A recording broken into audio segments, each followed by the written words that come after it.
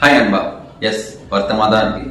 India test match தோத்தது, அதுவும் home சீரீஸ்ல white wash ஆகுறதுலாம் கனவுல கூட நினைச்சு பார்த்ததுல ஆப்வியஸா வருத்தமாக தான் இருக்கு. பட் ஒன்னே ஒன்று நான் சொல்றேன், ஸ்டாப் ட்ரோலிங் அவர் பிளேயர்ஸ்.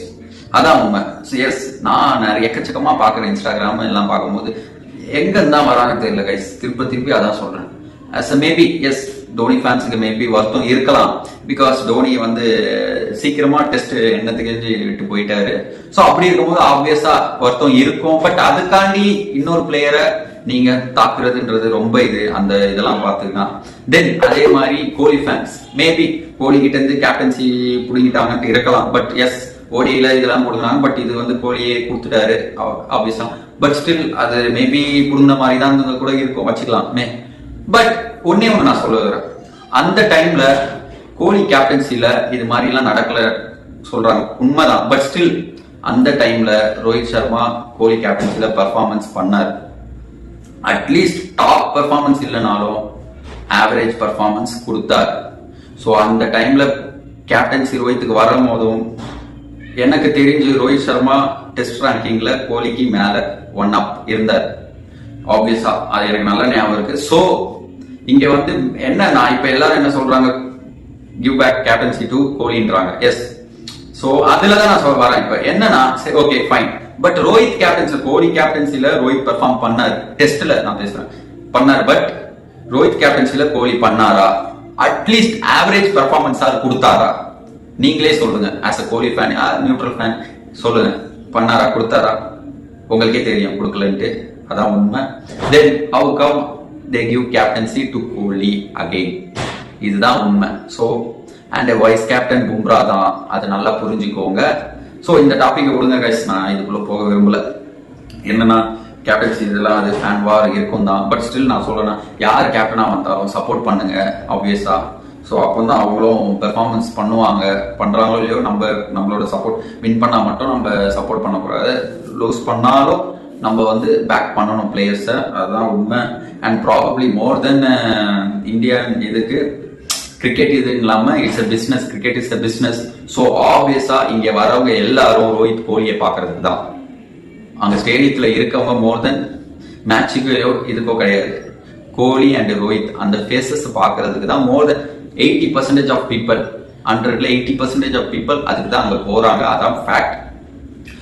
இன்க்ளூடிங் டெலிவிஷன் ரைட்ஸும் அதுக்காண்டி தான், அதுல தான் பீக் ஆகும். ஸோ இதுதான். So more then cricket it's a business. So more then sports it's a business now. இப்ப இருக்கிற முன்ன சொல்ல இப்ப. ஸோ ஆப்வியஸா they are the two faces of cricket. இப்ப இருக்க இதுல பார்க்கும்போது கண்டிப்பா நீங்க என்ன கிரிட்டிக்ஸ் கமெண்ட் வச்சாலும் எதுவுமே வேலைக்கு ஆகாது. சிம்பிள். ஸோ இப்ப நான் ஓகே, இந்த வீடியோ அதுக்கான வீடியோ கிடையாது, நம்மளோட பாயிண்ட்ஸ் தான் கொடுக்க போறோம். ஆஸ் யூஷுவல் முன்ன டெஸ்ட் சீரிஸ் தான் பண்ண மாதிரி பெர்ஃபார்மன்ஸ் ரேட்டிங் சொல்லலாம். ஓகே, ஷார்ட்டா இந்த வீடியோ முடிக்கணும். ஸோ ஸ்பீடா, கொஞ்சம் ஷார்ட் அண்ட் ஸ்பீடா சொல்லிடுறேன் கைஸ். ஜெய்ஸ்வால், எஸ், சுட்டி குழந்தை, அவர் பிளேஸை பிடிச்சிட்டாரு.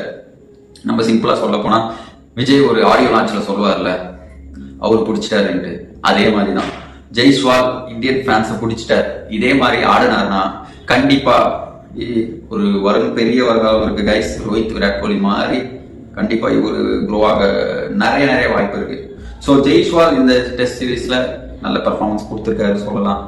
என்னோட rating out of 10 I will give Jaiswal 7. Then Rohit, yes, கேப்டன்சில ஒரு பெரிய ஃபிளாப் இந்த சீரீஸ்ல கொடுத்துருக்காரு. Then batting wise, yes, batting wise நான் குறை சொல்லணும்னா சொல்லலாம். பட் ஸ்டில் ரொம்ப அவர் வந்து பேட்டிங் என்ன பொறுத்த வரைக்கும் ஓகேங்க, அவர் எஃபர்ட் போட்டாருங்க.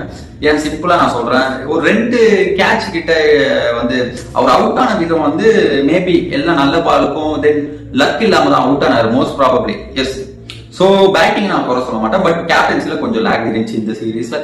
சோ ஆப்வியஸா ரோஹித்துக்கு நான் கொடுக்கறது அவுட் ஆஃப் 10 4.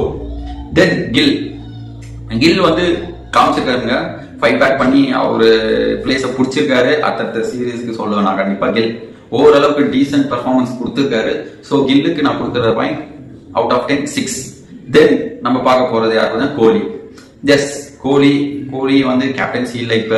ஸோ ஃப்ரீ மைண்டா ஆடலாம் என்னை பொறுத்த வரைக்கும். பட் ஸ்டில் அவரு வந்து ஒரு என்னை பொறுத்த வரைக்கும் ஈஸியான பால்ஸ் அது அவுட் ஆக பாலே கிடையாது, பட் ஸ்டில் அவுட் ஆன மாதிரி தோணுச்சு.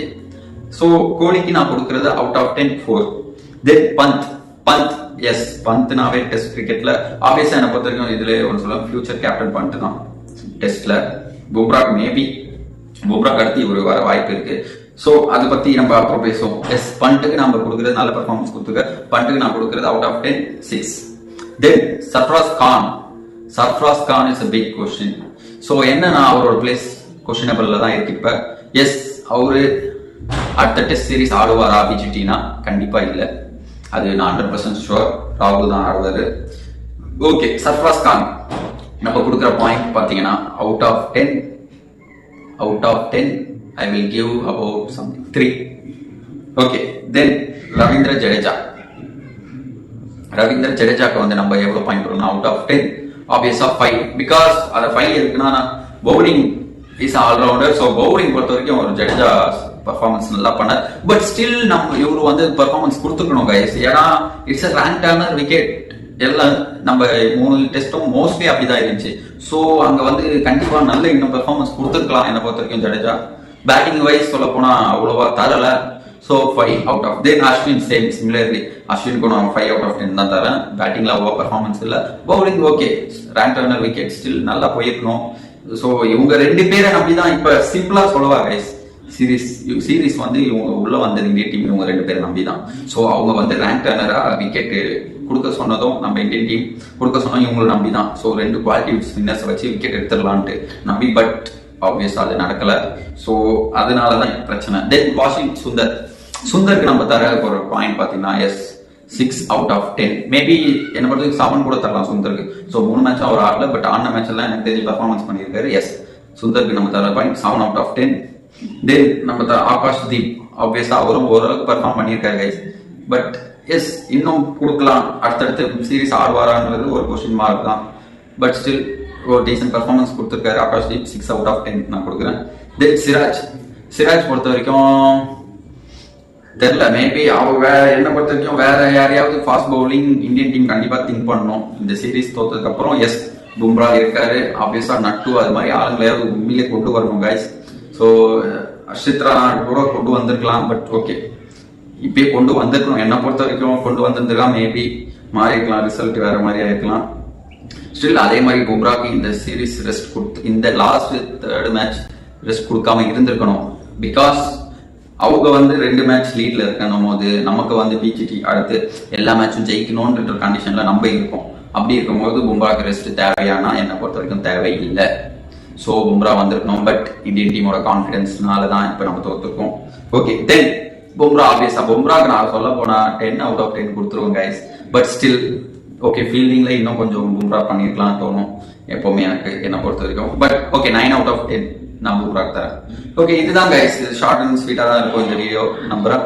ஓகே, நெக்ஸ்ட் வீடியோல சந்திப்போமே, பார்ப்போம், பாய்.